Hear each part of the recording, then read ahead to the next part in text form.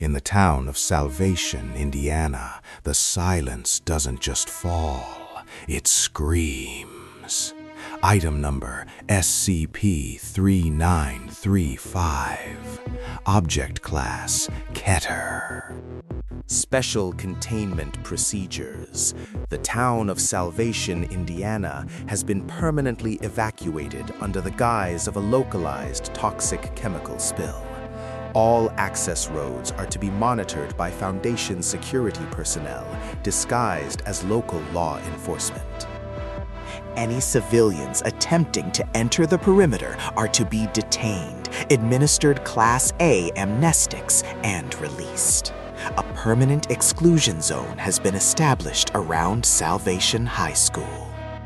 No fewer than 3 members of Mobile Task Force Tau 9, bookworms, are to be stationed on site to monitor for fluctuations in Hume levels. Exploration of the sub-basement levels is strictly prohibited without Level 4 clearance.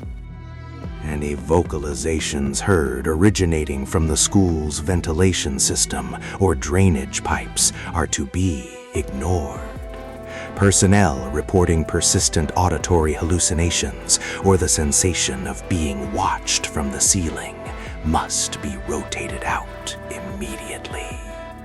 Description: SCP-3935 refers to a series of localized recurring anomalous phenomena centered on the town of Salvation, Indiana. While the town appears normal from a distance, it is the site of extreme spatial and temporal instability.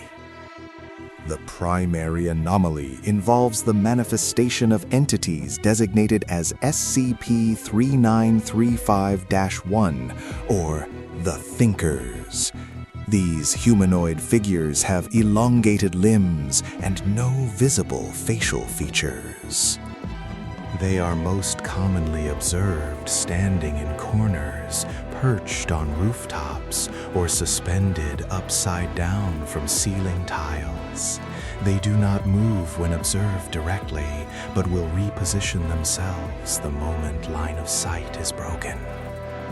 Despite their presence, they do not interact with the physical world in a measurable way, though their proximity is associated with a rapid drop in local temperature and a pervasive sense of existential dread. The second major component is the quiet madness.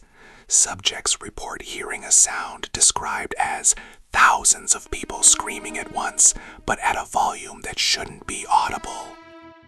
This is often accompanied by the sensation of something small and wet crawling into the subject's ear canal.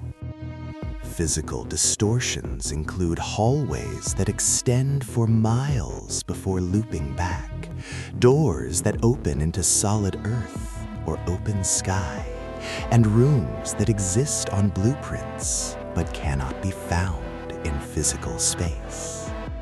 Salvation was first brought to the Foundation's attention in 1976, following a series of mass disappearances during a high school football game. The entire cheerleading squad vanished mid-jump, only to reappear 3 weeks later, fused into the gymnasium floor. Addendum 3935.1, Initial Recovery Log. In the local diner, 14 patrons were found sitting at tables. All 14 were dead, though there was no sign of trauma. Their lungs were entirely filled with purple hibiscus petals. In the local police station, a man was found trying to claw through the concrete wall. He whispered, "The quiet is too loud," before his jaw detached and fell to the floor. No blood was present. At the high school, investigators found lockers vibrating. When forced open, they were found to be filled with human hair, tightly packed and still growing. The hair matched students missing since 1954. Addendum 3935.2, Exploration Log. MTF Tau 9 entered the sub-basement. Miller noted that the stairs were made of a substance that felt like human skin, though it was as hard as granite. After descending for what felt like 40 flights, they reached a hallway where the lockers were whispering a rhythmic chanting. "Hello, I am a high school student," repeated thousands of times in unison. They encountered a thinker instance nearly 8 feet tall. It held a hand to where its mouth should be in a shushing gesture. Its shadow on the wall began to scream, though no audio was recorded. Opening a janitor's closet, they found a vast void. Thousands of flickering lights were revealed to be the eyes of individuals in 1970s prom attire, floating in the darkness, mouths open in a silent wail.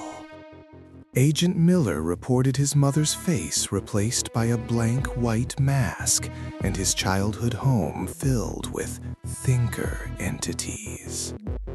The floor beneath the team began to soften. A small child's hand reached out from the floor, grabbing Miller's ankle. Bullets discharged into the floor were absorbed without a sound. As they retreated, every locker they passed was now open, and inside each one was a single severed tongue, twitching in rhythm. Addendum 395-3, the shouting event. In 1998, for 9 minutes, the quiet madness became manifest at 160 decibels. The sky turned a bruised purple with massive, multi-limbed entities moving behind the clouds. When it ended, every mirror had shattered. Reflections showed the town as if it were submerged underwater, with residents floating, eyes white and bloated. On every television screen, a message appeared. "We are all alive and well in the Valley of Salvation."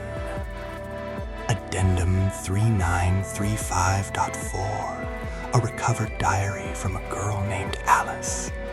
"I saw the cheerleaders today. They weren't jumping.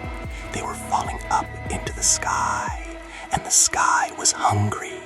It had teeth made of clouds." Foundation researchers found no record of an Alice, yet her handwriting matches the signatures on the 1976 graduation diplomas found in the school's charred remains. The school has begun to pulse at night, a rhythmic expansion and contraction of its walls that mimics a heartbeat. The sub-basement is now a level 5 reality distortion zone. Reports from nearby Oak Haven suggest residents have begun to see tall, pale figures. The containment class may be upgraded to a polyon. Contingency broken silence involves the total thermal neutralization of the area. One final note was burned into the metal of the main gate. "Things are not supposed to be this way, but the silence likes us better broken." The town of Salvation is still there, waiting for the world to finally be quiet enough to hear it. Hit the subscribe button now for more classified files.